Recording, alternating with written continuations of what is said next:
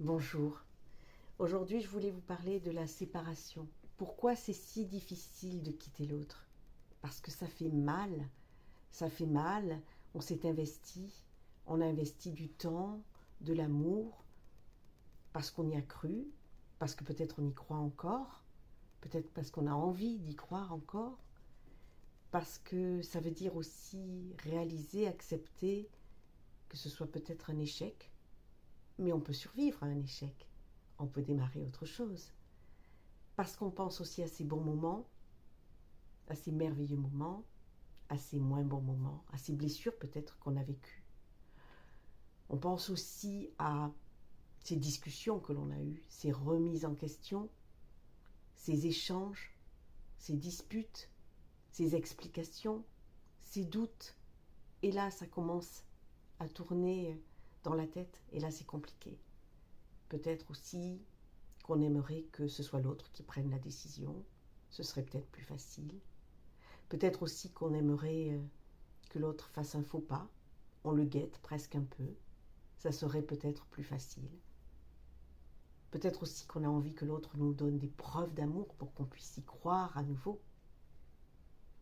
Peut-être on aurait envie que l'autre change, qu'il se remette en question, qu'il bouge.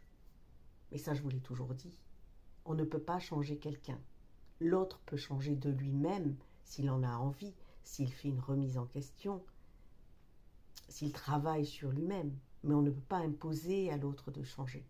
Ça n'est pas la solution idéale.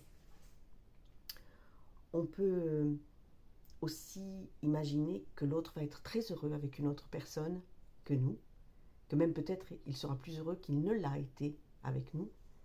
Et c'est dur. Bien sûr que c'est dur. Peut-être qu'on peut imaginer aussi avoir un déclencheur, un détonateur, quelque chose qui va nous donner cette force-là. Peut-être aussi qu'on a peur de perdre ce à quoi on croit, ce à quoi on a cru, ce qu'on a construit, que ce soit sentimentiellement, familialement ou même matériellement. Il y a des gens pour qui c'est très important. Peut-être aussi qu'on a peur de ce vide qui nous attend, parce qu'il va falloir tout reconstruire. Peut-être aussi qu'on se sent responsable et même coupable. Si l'autre n'a pas du tout reconnu une partie de ses torts, on se sent responsable de faire exploser tout ça. Et ça en fait des choses qui tournent dans la tête. À peser le pour, le contre, qu'est-ce que je fais? Alors on peut choisir de rester, souffrir, mais rester, en disant que peut-être c'est mieux pour tout le monde. On peut choisir aussi de partir, et c'est une vraie souffrance, parce qu'il faut tout reconstruire, pour son bien-être personnel, peut-être pour arriver à un équilibre. Mais dans combien de temps? Et à un moment, ce qui se passe, c'est que si la douleur, la souffrance devient intolérable, eh bien la séparation est inévitable.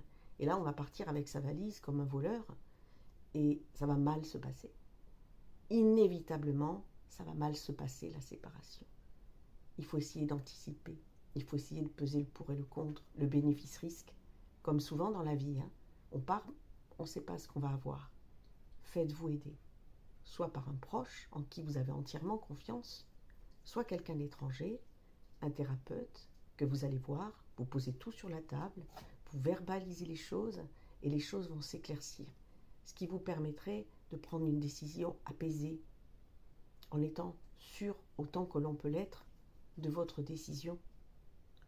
Et puis si c'est encore un peu en amont, peut-être proposer une thérapie de couple à votre conjoint, allez voir quelqu'un parce que peut-être que vos discussions à vous sont un peu stériles, peut-être l'œil de quelqu'un d'autre, d'étranger à votre couple, permettrait de remettre de la communication.